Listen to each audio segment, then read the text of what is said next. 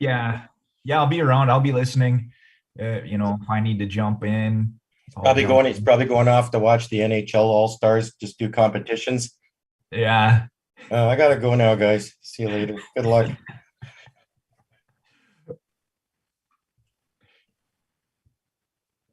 And then tomorrow morning you'll get calls, and then you'll be like, "They said what?" Yeah. Be the first time that's happened to me. So What did they do?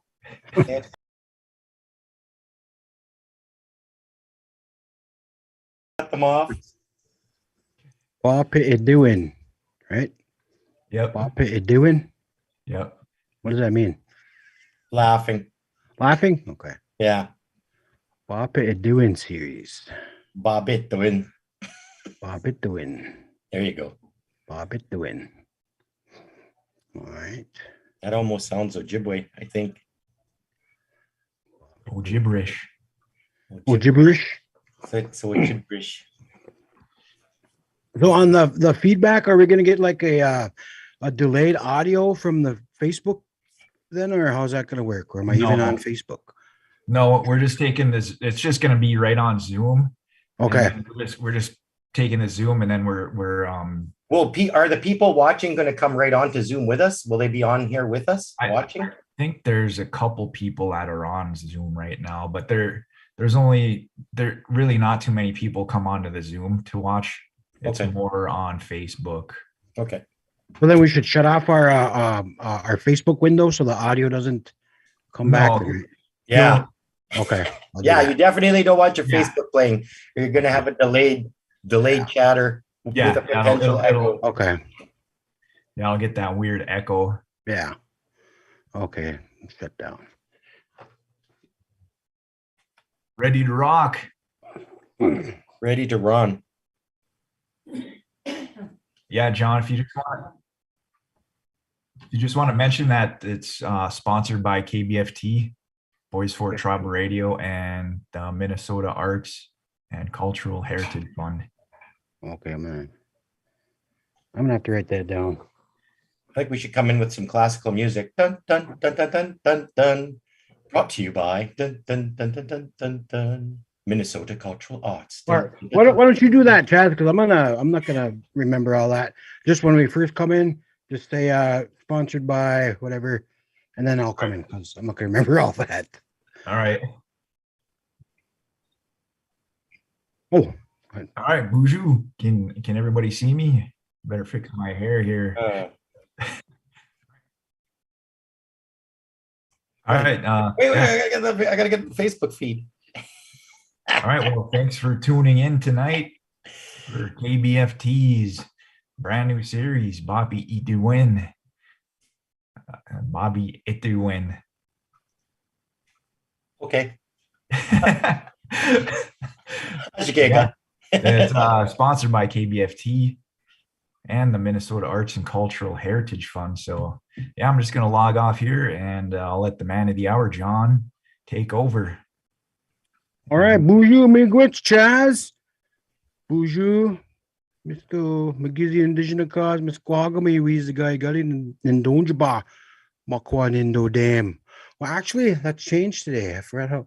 I believe my real name, Ojibwe, is Misko Gnu. So I just learned that today. I'll get into that later on. But anyway, my name is Johnny R. from the Red Lake Nation. Proud member and considering a run at the chairman's office as soon as I can scrounge up some money for the what is that, fee or whatever, the old Great White Father's way of trying to get in. But my name is Johnny Roberts, and I am joined today by fellow comedian Ojibwe, right? You're Ojibwe? Yes. Ron Kanutski. Where are you from there, Ron? Did I say it right? I'm sorry. Yeah. Kanutski doesn't matter. That's potato. It's all good. It's all good to me. All right, I'm Thunder Bay and Diane, but my community is Bachanong Latunje Lake Helen First Nation in Jinikate. Definitely Ojibwe, Anishinaabe Koma, north side of Lake Superior if you want to get your bearings. So we're up on the northwest corner in Ontario, of course, and my community, the city that I'm living in right now, is sort of touches on the Fort William First Nations, is right across the river from us here. So we're on the traditional territory of Fort William First Nation. Oh, nice. So do you guys have food where the water grows as our ancestors traveled to then? Well, not on this river, no. Oh, okay. Yeah, because that's what I learned that in college.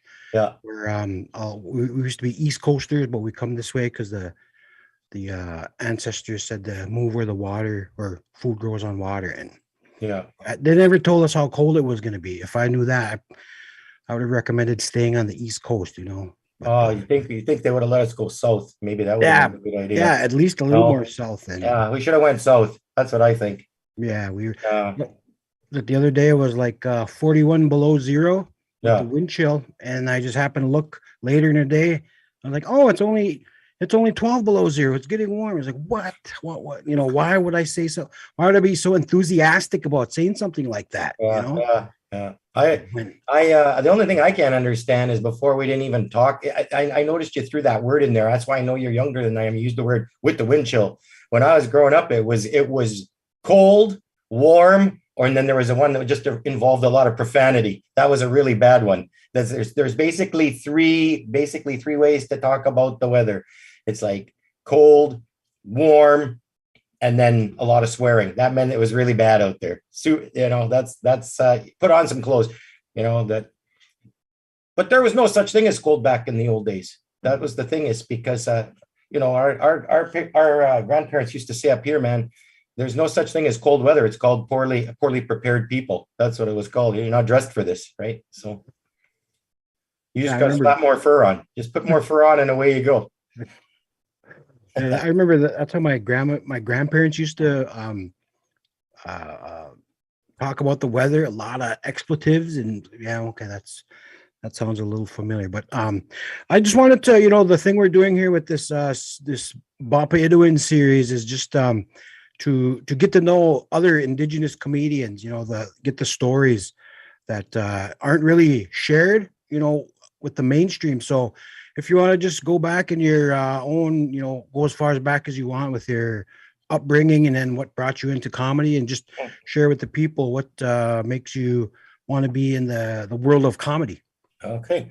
Well, get me and show me skew in the back. I'm just kidding. We're not going to go that far back. I'm just going to talk a little bit about the old days. No, I'm just kidding. We're not going to go that far back. I recognize bungay. The only word I caught in there. Yeah, there you go.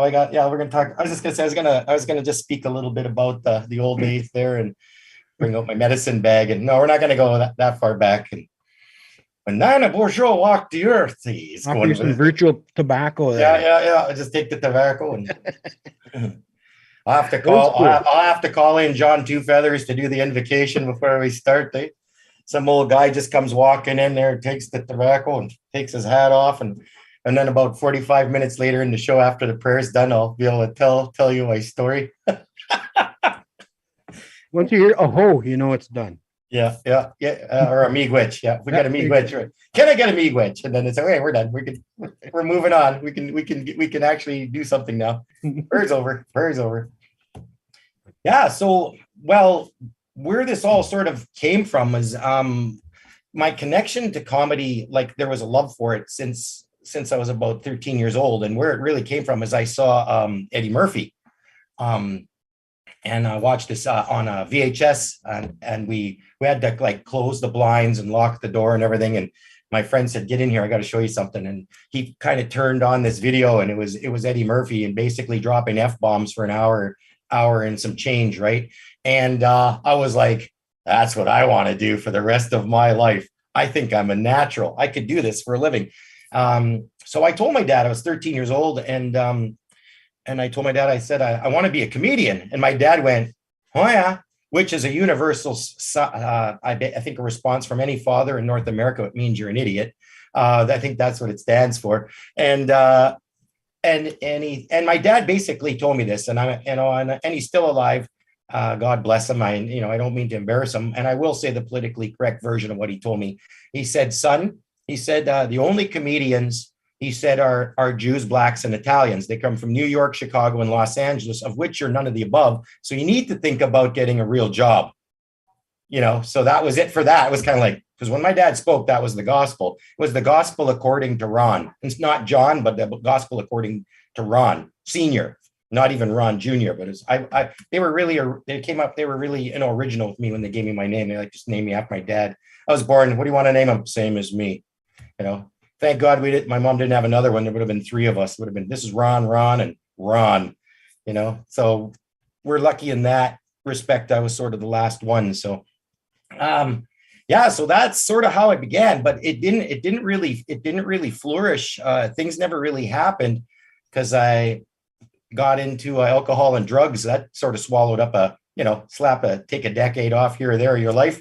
And then from there, I went into purpose stuff. And that was stuff that I sort of gained from going out on the land in that fasting ceremony, that Manituke, when I went out on the land and something guided me and said, this is what you're going to do for the rest of your life. Well, I started doing it and was kind of like, the creator kind of told me the same thing as my dad. You're not allowed to be a comedian because you have these responsibilities, But I was like, no, I want to be a comedian. So I think I was already in my 40s, and I heard this thing on the radio. They were going to have a competition. So I hustled on down in the car. They said they were going to take the first 10 that walked through the radio station. And I got down there, and I was at the end of the line. I was one of the very last ones to pull in. I went in, I was excited. I signed up. I went outside the car and I was like, okay, I'm all signed up. And then I just threw up all over the side of the car. And I was like, what the hell's that all about? I was kind of cleaning myself up. I was like, what am I? Some kind of a junkie? Like, what the hell just happened there? Like, it was fear. It was absolute fear and panic that, like, what the hell have you done? Like, what have you just enlisted for? It's not even the military, and it was a comedy show. I signed up for a comedy competition, and I panicked. And it's because I think it was sort of put on the back burner for so long. And when the moment finally rose, I was so excited. I probably would do the same thing if I, bet a large amount of money and, won $1 million. I would probably throw up. It'd be the same thing. It would be the same response. It would be that much excitement. So, for me, comedy has been a high. This whole 10 years has been just a total trip for me, and it's exciting every time. The only thing is I don't dry heave anymore. I don't throw up when I go on. I'm just letting you know in case we ever travel together. You won't have to go. Just a second. He's over there dry heaving there by the cars. He'll be out in a sec. I don't. That doesn't happen anymore. But even when I went in the competition, I think it was like 96 times or something like that. I was counting them. I stopped at about 73. I was going still making the sound. I never got sick. I just kept doing it over and over. So it's a favorite sound I like to make. I use it in a lot of my comedy. I like to watch people at the tables when I make that sound, and you find who's got weak stomachs. Because when you make that sound a few times, there's always a few. Even if you make the move, like you go like that, there's always a few people in the crowd that go, they kind of do it too. And as soon as I lock onto them, I focus on them, because I like to pick on the weak. That's what you do. You find some weak people out there, weak stomachs, and you just hammer on them. You just keep hammering on them until you break one of them. I like to get one to either almost throw up, shoot, drink out their nose, or pee their pants. That's when you know you're successful as a comedian. Make someone pee, make them throw up, or make them shoot their beverage all over the table. That's a win right there. That's what you do. For some reason, that's always one of the funniest things when somebody just, I remember this time I was coming back from Minneapolis from a work training, and, the night before we had a little too much fun, and my passenger riding shotgun there, just enjoying the ride, and everything was good. And then out of nowhere, that big old dry heave out of nowhere. I could not stop laughing. Yeah. And that just like the they call it the sophomore humor or whatever. That was just so funny. I still, like, what is that? 14 years later, I'm still bring it up. Yeah. It's that good. Like one of my favorite stories to tell. Just mind our own business, and then out of nowhere, it was just that was just too much for me. But yeah, your story sounds a lot very familiar to mine. I was growing up in I was born in Minneapolis, but I moved up to Red Lake when I was about 3 or 4. Yeah, sorry to hear that. No, I'm just kidding. I'm just kidding. Make me unfair. I'll be a real favorite in your territory after that one. But growing up, my stepdad, he was into comedy, like George Carlin, Pryor, and Eddie Murphy, and Eric Idle and his troupe. What are they called? Monty Python. Stuff like that. So that's what turned me on to comedy. And then he ended up with a video or audio cassette, a tape cassette of Eddie Murphy, probably the same one you listened to. And me and my sisters, we had no business. I was 7, 8, 9 years old listening to Eddie Murphy. And that was just like, it was, what he was saying, we have growing up in Red Lake, you hear words like that. That didn't bother me. But the thing that got me was the response he was getting from that crowd, everything he was saying, the whole crowd just laughing their ass. And that was like one of the things that really drew me to comedy, not just stand-up comedy, but like comedy movies. And I've been into those since I was younger. And then it took me, like you, the first time I ever tried it, I was 33. And, I was at a point where, I was in a dead-end jobs doing whatever to, pay the bills. And I just figured, there was a comedy, a showcase for Indigenous, like dancing, singing and all that, and hoop dancing. And so I figured, try some comedy. 33 years old. I went up, pure garbage, 10 minutes of pure garbage, but I got like a couple laughs and that was it. I was in. You're 2009. I've been doing it ever since 2009. And I go wherever I can. I've done like the worst rooms ever. And the worst rooms you can do are when, I don't know how many times this happened to me, but I get invited for like holiday parties. And as soon as they call me up, hey, here's a comedian, John Roberts. And next thing you know, say, and the food is ready. So if you guys want to line up there. And so I'm sitting there talking at everybody's backs while they're, getting their food and stuff. And it just, those are the worst, but I got my check and left and that was it. But I'll tell you a tough one. I'll tell you a tough one. And it just happened just recently. And I understand why I got invited. I see the whole premise of why I was invited, but we had this thing called Truth and Reconciliation Day. And I was invited to a community, and the community got together and they had it started off as a morning, and then some elders were sharing about their experiences growing up. And then it went to experiences in residential school. Well, this happened. Some people, about three that I know of, that I was there to witness the stories. And then there was some prior to that, basically told their story. And it was very graphic. And then it was like, after 5 intense stories, they went, okay, we're going to take a smoke break and come back for Ron to do some comedy. And it was kind of like, I was traumatized. Like how my heart fell for them, because I was kind of like, I'm traumatized.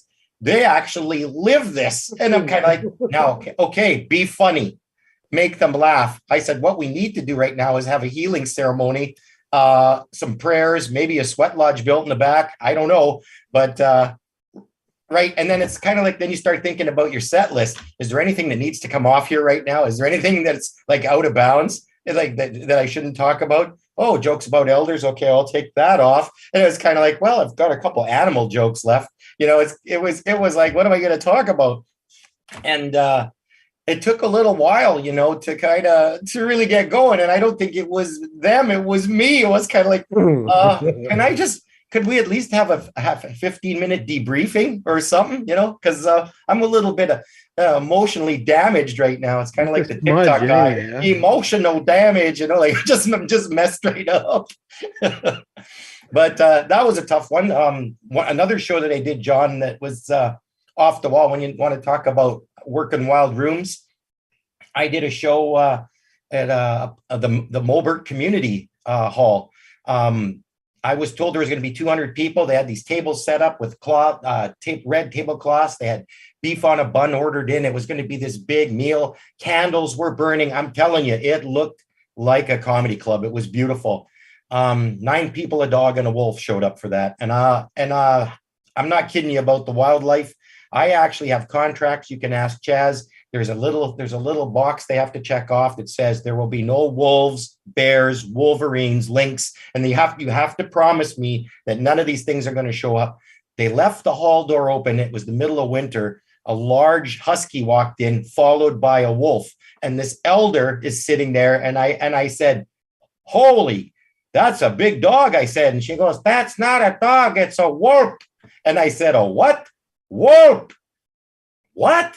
Wolf. Because they can't say F, right? Our elders can't say certain letters. F's one of them. It's like when they go, I'm going fishing today. They can't say the F word, right? So, well, they can say the F word, but that doesn't come out right either. But, so she's saying wolf, and I couldn't figure it out. It's like, oh my gosh. When I finally clicked in, and by that time, this thing has already approached me, full teeth bearing. So I hand him a beef on a bun.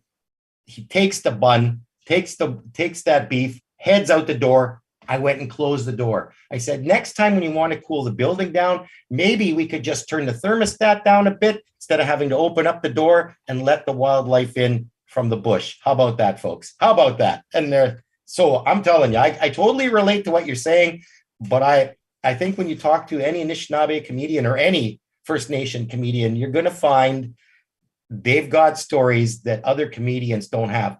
I remember talking to Gilbert Gottfried one time, and I said, where are you performing? And he goes, well, I'm doing the Beacon Theater. And he says, where are you working this weekend? And I said, well, I'm going to the Mobert Hall. You should get me a gig there sometime. And I thought, yeah, you'd like that. All right. You don't know what you're signing up for. Like you gotta come prepared. You got to bring a 30-06 with you if you're going to come in, just in case, because that's a whole different version of heckling going on. When one of these animals turn on you, it gets wild in there. Yeah, man. Some of these rooms, just like you, I had those rooms where I did a couple conferences where there was a recognizing the successes of their year. Then after that, they go to remind those members that they lost the previous year. There's like people crying, and the families. They bring the families up to the stage, and after I don't know how many families they did that to, but then they just and now we have our comedian coming, all the way from wherever. And by the time I get up there, it's all everybody's crying, and it was just hard to focus, when you see grieving families coming off stage. You're meeting them. I was like, you want to hug them or something, but you gotta. And now, John Roberts, everybody. John Roberts, here he is. Let's hear it for John Roberts. It's kind of like a little. Twice that happened to me, man. It was really. I couldn't believe my luck, man. Yep. I remember this one time they had me. My sister booked me one of her conference gigs, and they wanted her to come up and introduce me.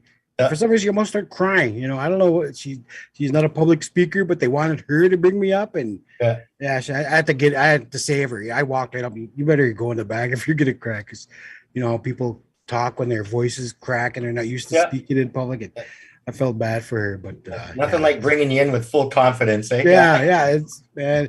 Sometimes I wonder if a lot of these organizers at least read the room first. It just. It's really difficult to try and get in a groove when people are crying and mourning and stuff or eating, standing in line to eat. It's really it's kind of poor planning. Or another one. I don't know if you've ever done this one where they've had an event where they're trying to lure people out, so they have like giveaway prizes, but they do the draw prizes before you come on, and then after the ones that have lost just kind of walk out. So you have the one family that won the TV, they kind of stay there because they're kind of proud. Yeah. They're kind of happy, everybody else kind of walks out mad. And you're kind of like, oh, okay. And I say, could you at least give away the gifts after I leave? Could you do that?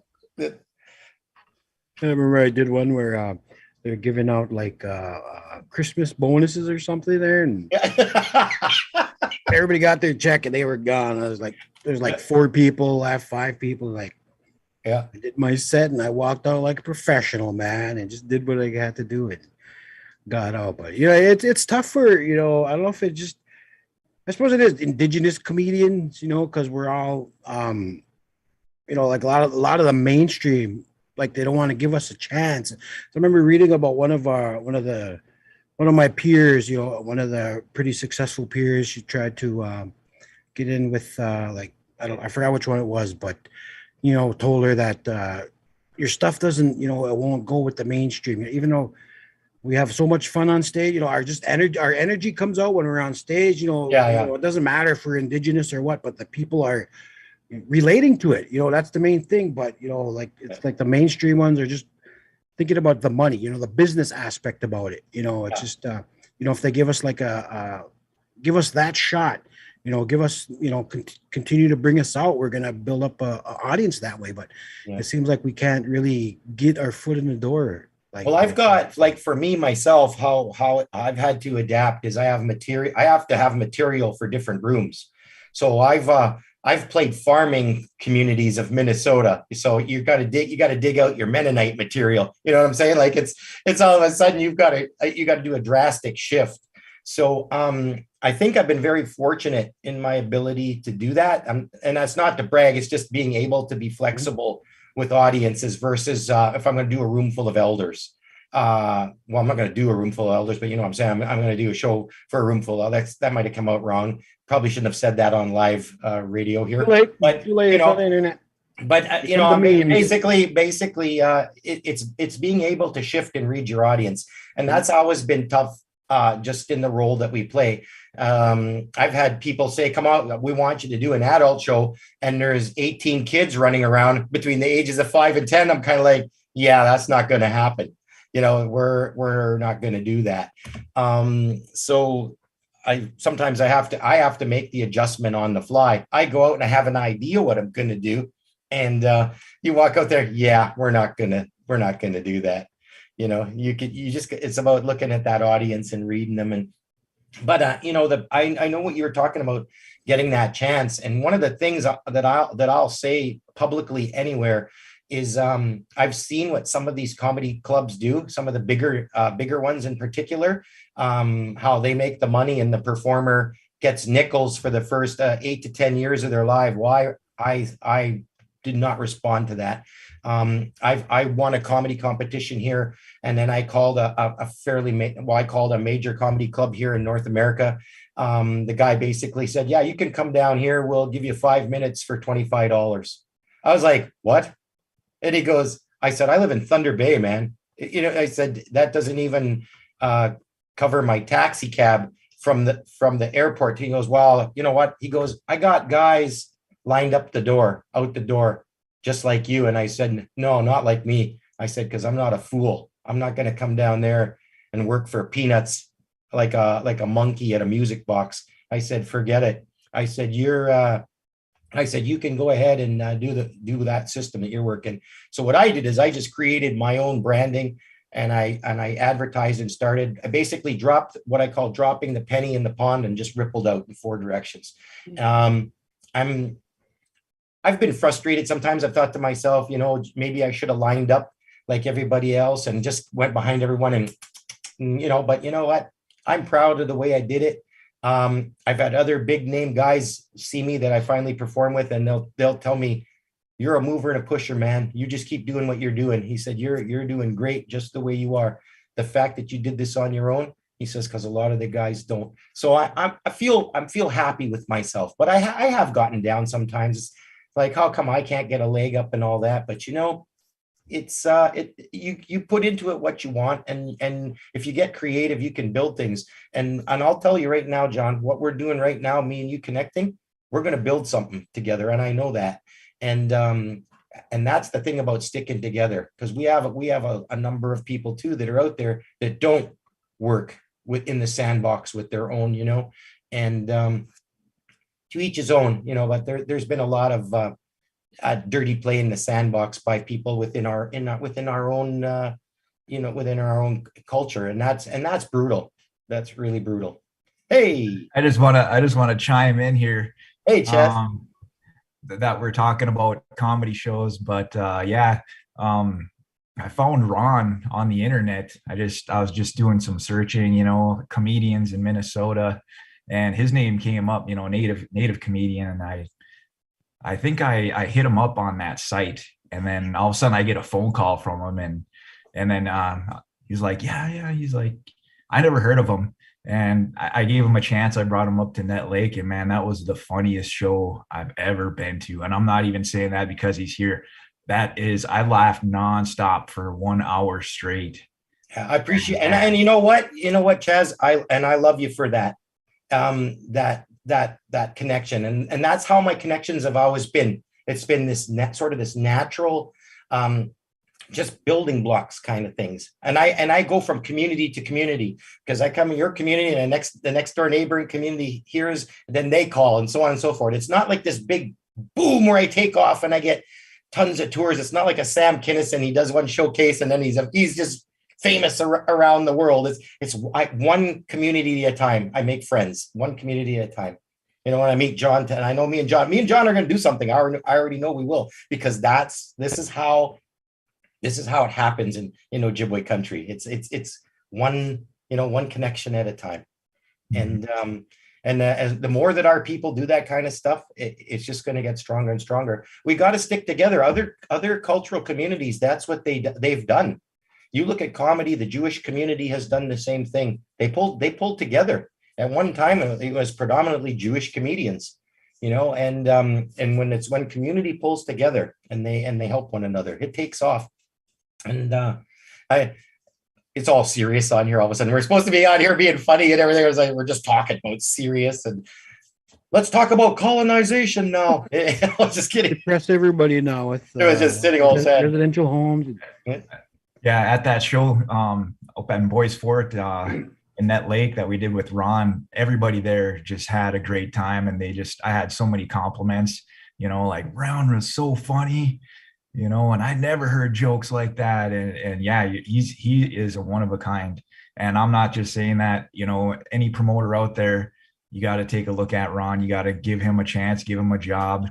Thanks, man. Thank you so much. Miigwech Kanatan Ding. Thanks from the bottom of my heart. I appreciate that. Means a lot. Since the pandemic, we've had other shows scheduled with Ron, and we just couldn't make them connect. Yeah. Even nature's against me. not even mainstream comedy, but nature's been blocking me. The creator, he will not perform, and they just keep shutting it down. We'll create a virus. He won't get out of. He's never getting out of his community. Keep him in there. He's never that border. Thank you so much. Thank you so much there, Chaz. That means a lot. Thanks for popping in. It's like, thanks for stopping by the station. He just kind of pops up on the screen. There he is. And we'll be right back.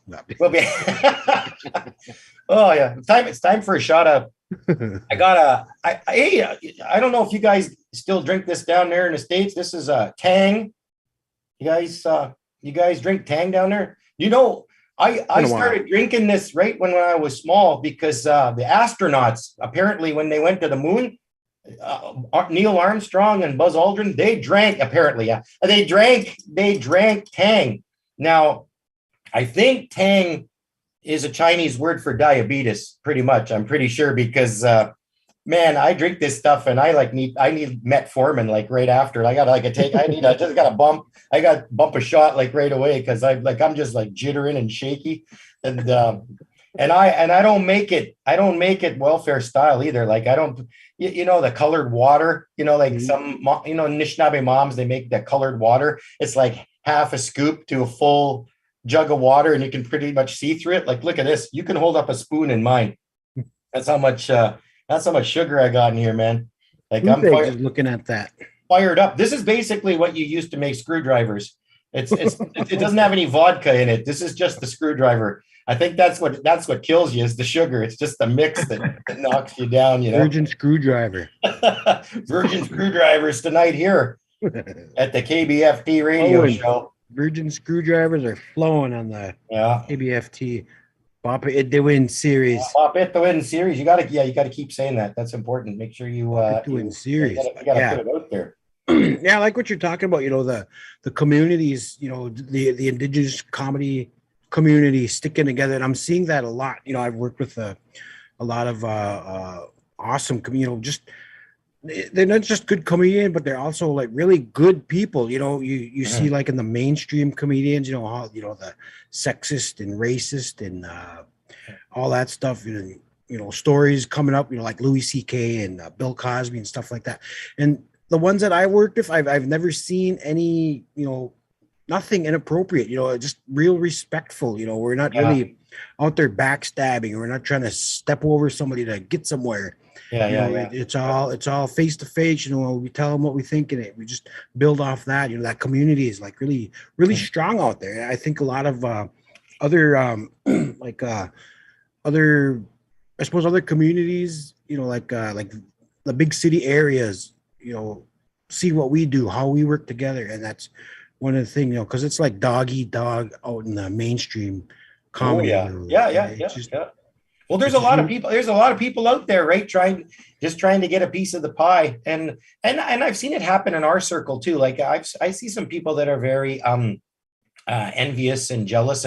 But you gotta think we also come from a culture, we're carrying a lot of luggage, right? So sometimes when someone's kind of up at the top of the anthill and you start coming up the anthill, they might go, kind of want to push you back. It's like, this is my anthill, So we still have some of those behaviors that are out there, right? But the majority of the people that I hang around with, and I'll like I'll throw some names around. Patrick Chichu is a great comedian from Ottawa now. He was in Thunder Bay. He's Crees. He's great. I have my friend Todd Geno, who works side by side with me all the time. We have a couple of great guys up in Manitoba. Clayton Stewart and Nelson Mayer have done nothing but be supportive for each other. There's a long-term comedian, Elvis impersonator, Jerry Barrett. These are all guys that I met that, I like. I'll tell you, there's a guy, Jerry Barrett. You don't even try to gossip around him because he doesn't dig it at all, and that's a cool guy. It's almost like if it's going to go negative, he don't want any part of it. He doesn't want to hear about it. He doesn't want to know about it. He just let's be good. Let's get out there and just do what we do. And he's a super guy, and these are the kind of folks that I got connected to, and then there's some out on the fringe there that I've heard of and met, and Paul Roblotkus, of course, over in Winnipeg, is doing some great stuff, getting a TV show, and I don't know, there's just so many super guys out there. Chad Anderson is another guy that has done some comedy, and he's got some good stuff together, and always supportive of other people, and I don't know, I just love that. I love the fact that there's these good-hearted folks out there, all supporting one another.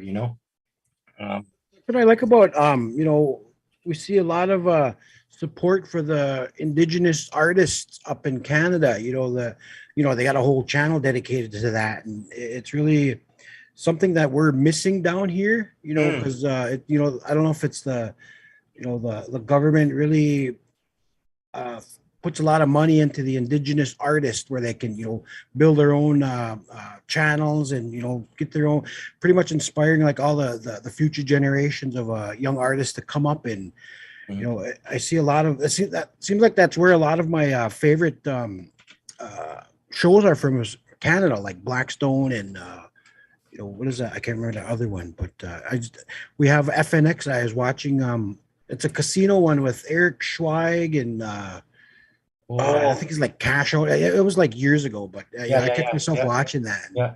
Those are really good stories, told from the indigenous perspective, which Yeah. we're kind of missing down here. We need like a special effort from our gatekeepers, I suppose, to give us that outlet, and we're slowly getting there. It's just that is I like the way Canada does with their indigenous. Well, we're kind of similar in one sense, though. When it comes to comedy, we're not considered artists. Like in sort of the big circle of artistry, even in the Ontario Arts Council, which is a provincial funder, they will fund traditional teachings and storytelling and craft making, theater, dance, music, and it's like comedy.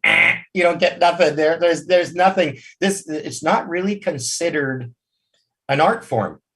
And maybe perhaps it's because of the sort of the darker side of humor, right? When comedy was kind of out there, we went through this couple decades of really inappropriate, stuff that people would, you maybe thought it, but you didn't say it out loud. And then for a couple decades, everybody started saying it out loud and then taking it over the line so far. And then I think people kind of like pushed back and said, oh, okay, let's put these guys back in the corner.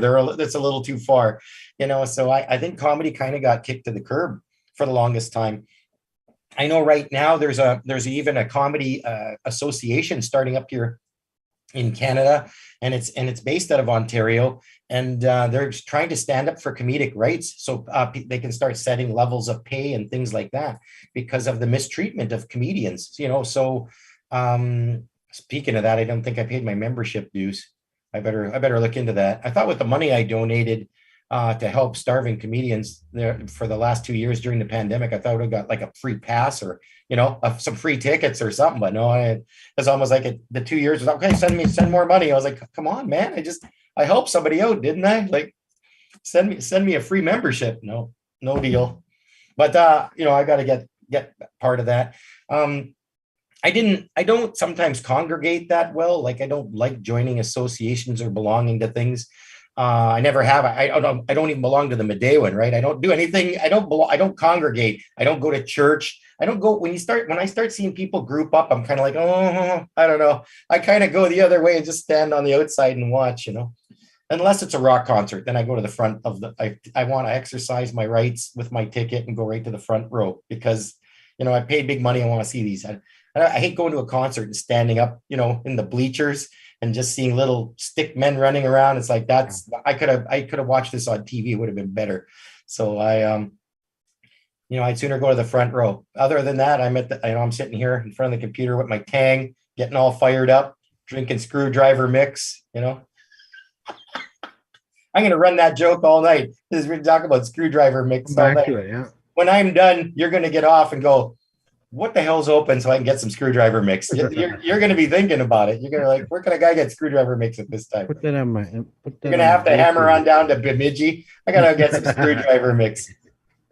Yeah, I might have to now. But yeah, I'm just thinking about, always thinking about what's next. I have like a lot of things that I want to try. I'm getting up there in age. I'm not a young buck anymore, a little long in the tooth, and I'm wondering how much longer I'll have these boyish good looks and what little health I have. And, just I'm kind of worried that I might have run out of time sometimes. And it just, yeah. But, I'm getting into podcasting and writing and, doing some auditions and stuff like that. And which is something I've always wanted to do since I was a kid, watching a lot of TV, reading a lot. And, it's just hopefully something works out, So what is where you want to be, where you want when it's the end of the road, I suppose, what do you want to hope you accomplish? Well, that's the thing. I think that's why I've been having such a good time is I don't have any goals set.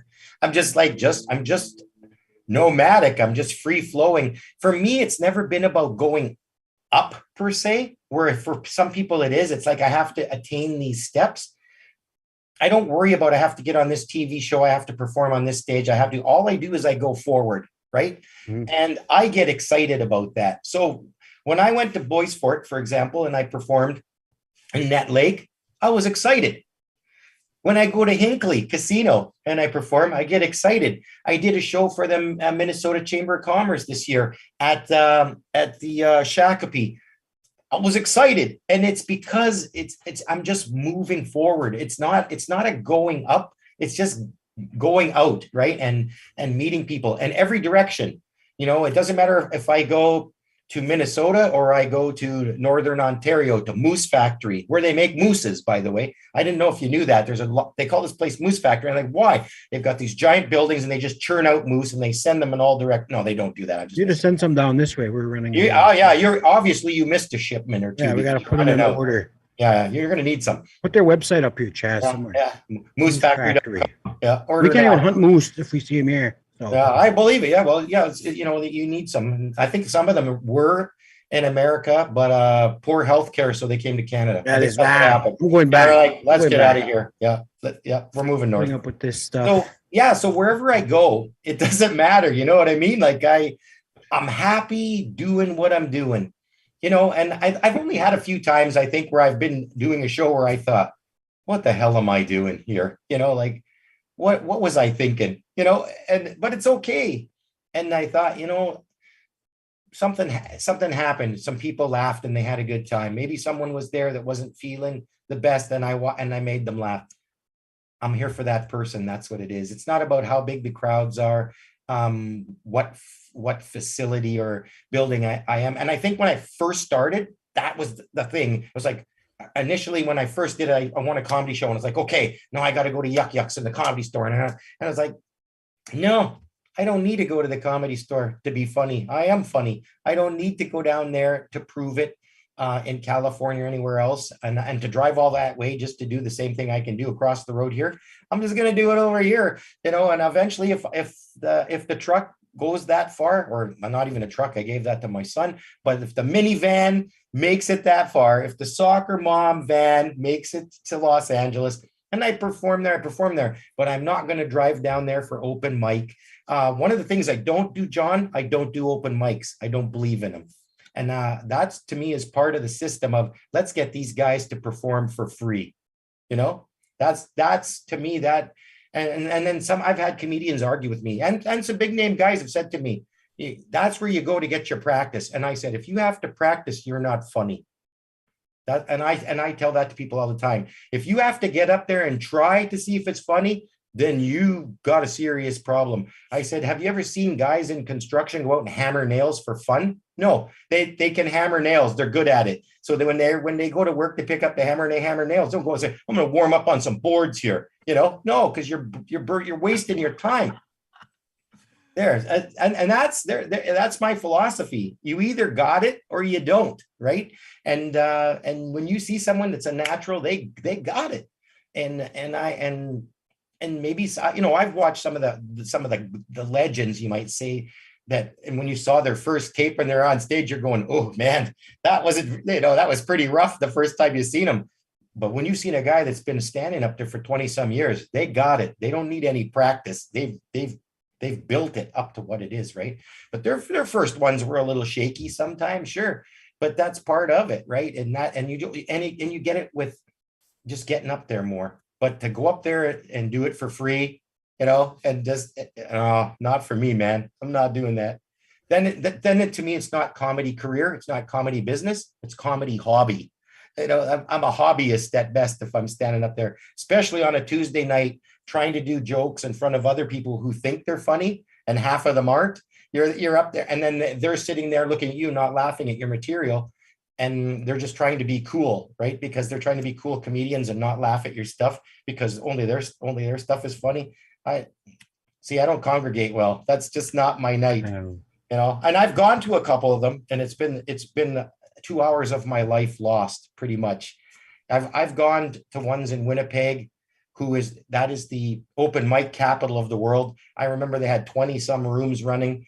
I sat there one night. I saw one funny person out of 12, one, and the rest were the same jokes, same look, same flannel shirt, same red beard, and the same joke about pictures on a phone. And I'm not even going to say what kind of pictures. You know what I'm talking about. It's like, how many of those jokes can you do? It's like, holy crap. But it's just like, and they all hang out together, these 12 people. So they're all building off their bad jokes. So you got 11 people of really bad jokes. Yeah. And that night it was a Anishinaabe lady that actually walked out and just came out and just dropped a line, and I lost it. It was one line and I just fell apart. I was like, here we go. This is going to be good. Cause coming from a different tree, so to speak. So it was great. And everybody looked at me because I laughed out loud. And I said, because this person thinks on their own. They have their own way of thinking. They have their own material. And it was great. It was awesome. And I even offered her a job in Thunder Bay, but she couldn't come because her boyfriend was jealous. Must be no Jimboy thing, huh? It is, yeah. Don't look at my man. It's usually the woman more. It's more the woman, But why are you looking at him? They get all mad. It's like, holy, settle down. Where were you? Where were you?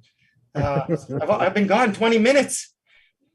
Oh my God. One of the things that I experience when I go out, like comedy clubs. I remember I did this one in Sioux Falls, and pretty much predominantly white crowd. A couple of my Lakota friends were there, and then there was I don't know what they're expecting. I don't know if they they've seen a native comedian at their club at that time, because it was like they were kind of scared to laugh.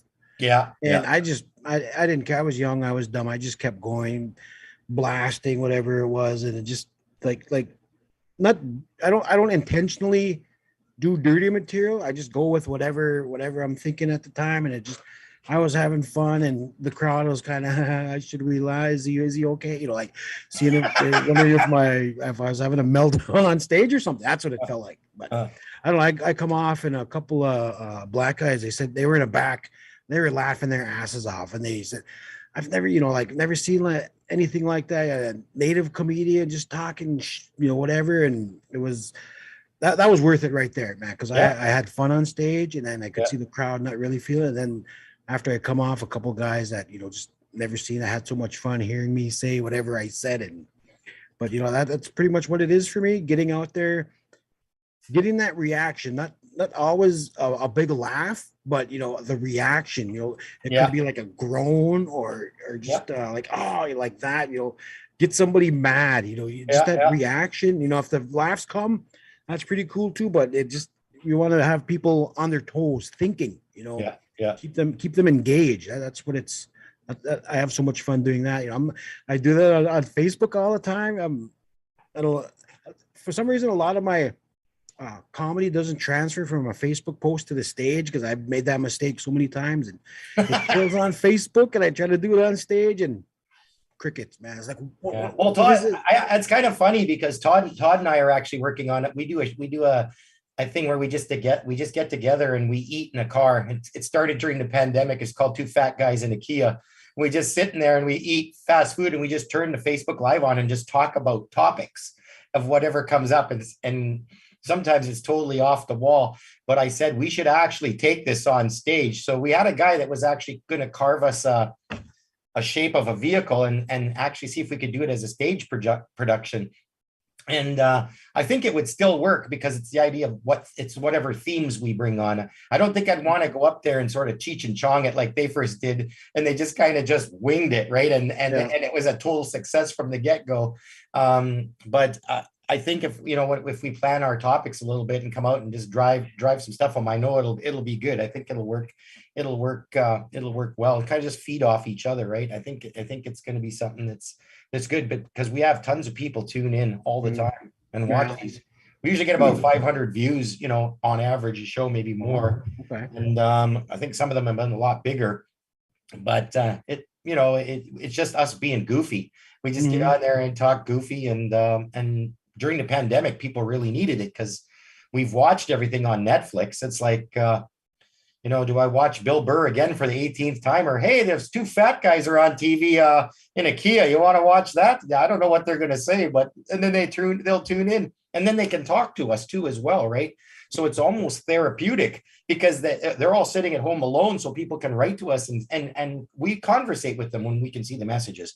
If I don't have my government glasses, I can't read the writing because it's too small. So if I got to make sure I'm prepared sometimes, and then you're trying to squint to see the different comments that are being made. It's like, I can't slow down on I'm trying to swipe so I can keep up with the comments, and I end up messing up the page and I'm lost, and oh man, it's just crazy.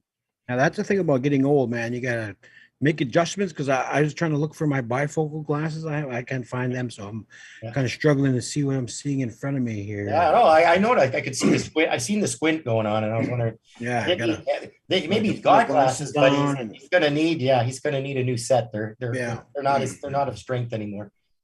But yeah, I've been relying a lot on the internet, right? We've been doing a lot of virtual shows, and that's insane all in its own. We're in Canada here. We've been just let out of the cage after a couple of years. I went to the mall a couple of months ago, just before Christmas, and I don't like going to the mall anyways, because when you're in your 50s, you pretty much own everything you want. They don't sell 69 Camaros or anything at the mall, right? So I have no reason to go down there, or a 4-wheel drive truck. There's nothing at the mall I want. It's not for me. There's nothing I need there. And if I was going to buy socks and that, I'm going to the Walmart, because that's my price range. I go get the Hanes and the Fruit of the Loom socks. Boom, I'm finished. Shopping's over. And but I went to the mall. It's been 2 years. I was only 2 stores in. I looked down on the floor. I saw $100 bill. And unlike your money, which all looks the same, it must be exciting when you find money in the States because you don't know what you're getting, especially if you can't see the figures with your glasses. You just see the paper. You've scored cash, but you don't know what you got. Yeah. Ours are color coded. So I saw a brown $100 bill. And I was like, oh my God, this is great. I just got a phone call there. Sorry about that. And then Paul Hampton doesn't know I'm doing this live with you right now. But I saw this $100 bill, but I didn't go down and pick it up right away, because if you swoop down to get it, people are going to see you bending over. And as soon as you pick that money up, they're going to say, hey, that's my $100. So I just played it cool. I dropped my keys. I went down. I did one of those grass dance swoops. I don't know if you know what I'm talking about. You kind of get down and you kind of swoop it in. I got my keys. I got the $100. I checked in my hand. Bingo, $100. Right there, I went over to the Laura Secord ice cream shop. I just walked over there, got myself a milkshake. I'm lactose intolerant. Who cares? I got $100. If someone wants to hear the bogut, it's going down. Like, I'm going to be dropping them, and I drop them like it's hot. When if I have a large milkshake, like we party, things get warm. So I'm standing in line. The lady's making my milkshake. Over next to us, we have a Tim Hortons, which is kind of like your Dunkin' Donuts. It's basically cocaine coffee. They put drugs in it and they have the masses hooked on it. There's a mother and her kid in line, and there's this kid. He's just weeping out loud. He's just bawling his eyes out. He's crying. And I'm a social worker by trade, right? That's what I got into. That's what the Creator got me to do after my fasting ceremony, was to work with the children. So right away I looked over. It's like, I've got to intervene. This woman is hurting this child, right? And then I look over and I assess the situation. The kid's crying. She's consoling the child. And all he starts is, I want my $100. And his nose is just plugged with snot. He's like, I want my $100. You can't even hear him talk. He says, he can barely speak. I want my $100. He says, and I felt terrible. I was like, oh my God. Here I am standing with $100 bill in my hand that I just found. This kid's crying about $100. I paid for the milkshake. I went over. I said, did you lose your $100? I want my $100. And I said, oh, I'm so sorry to hear that. And I looked the mother in the eyes. I said, that's terrible. I said, here's $20. I hope that cheers you up. That's the kind of guy I am, John. So I want you to know, if we're going to work together, I'm all about kindness and taking care of my fellow man.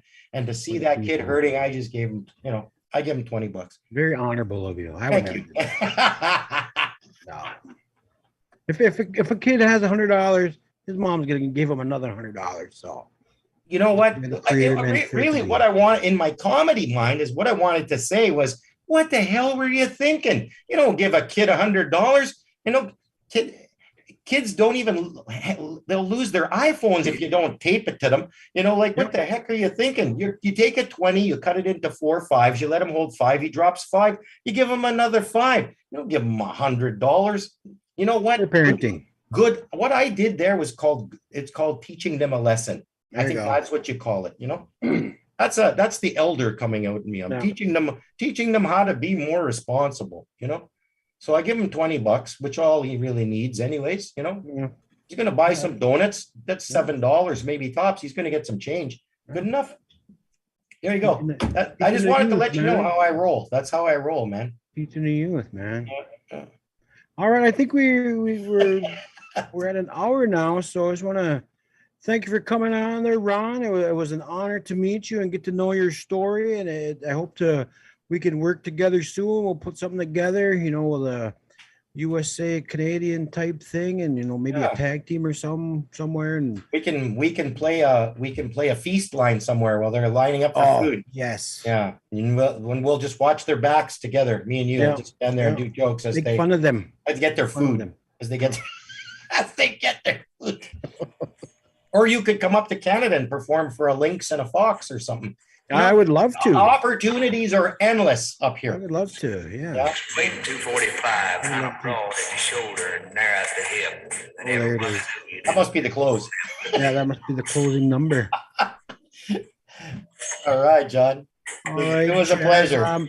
just want to thank everybody that tuned in for the KBFT 89.9 Papa Edwin series with our special guest, Ron Kanutski. Thank you Big for Rich having Ron. me. Thank you so much, KBFT and Bois Forte Radio. Thank you so much. God bless you. Thank you for having me again. And I look forward to the border restrictions lifting one more time. And I'll be back. I'll be coming I'm gonna sneak down. up there. And we'll be doing some Ojibwe comedy, and we'll do it in the Ojibwe language. And the audience will just stare like this. Just kidding. All right. So Wow, that was pretty cool. Some good laughs in there. I really like that. I really enjoyed those stories too. And we had some people watching on Facebook. Nice. That's always good. Few comments. I'd be kind of curious who was on. Did you catch any of the names? I was wondering if anyone, because I threw it up last second on here. So Oh, Paul Hampton. oh yeah, Paul. He's the one who called me during the show. He actually phoned me. I'm like, the phone's ringing. It's like, He called you on Facebook too. oh, did he? He just wrote, "Yo." Yeah. I'm on a live show. He's trying to phone me. That's why I hung up on here. I was like, I'm doing a show. And then he came onto the Facebook and then hit you up here. Oh yeah. Yo. That's All right. funny. Brenda said Miigwech. Don, thanks, Chaz. This is cool. Ron is the best by Peter Rezalinsky. Oh, Peter Reslinski. He's a drummer. He's a really good drummer up here. Plays in a lot of cool bands. Real veteran drummer. He doesn't go like you though. He doesn't have that speed stuff down that you do. Like that deadly stuff that you can do. That Slipknot. Holy mother, that's some good stuff, boy. Yeah. Yeah. I'm finally putting it down on CD now, so you'll be able to hear it. It'll be out there. That's soon. awesome. Yeah, that's good. Yeah, Peter Reslinski. He's a drummer over here in Thunder Bay. Works for the Coast Guard too. Awesome. Thanks for During watching. during the pandemic, that guy showed up on my doorstep here with a gift certificate for KFC for like $100. He was just worried about me because I don't think he thought I was getting any work, so he just brought me over a gift and left it. oh, bro, there, man. And he goes, yeah, somebody gave me this chicken gift, and I thought maybe you could use it right now because I don't really eat it. And I was like, he went and bought that for me. I know he did, but he kind of act like someone gave it to him as a gift. I know nobody gave it to him as a gift. He just brought it over. And there's like I said, there's lots of good people out there, right? And that's the people I like to connect with. And I think me and Peter might actually play some music together pretty soon. We're talking about putting an 80s rock band together. So maybe that'll happen. So when I come out, that's when this will come down. Boom! I'll throw my hair on. Can you do that, John?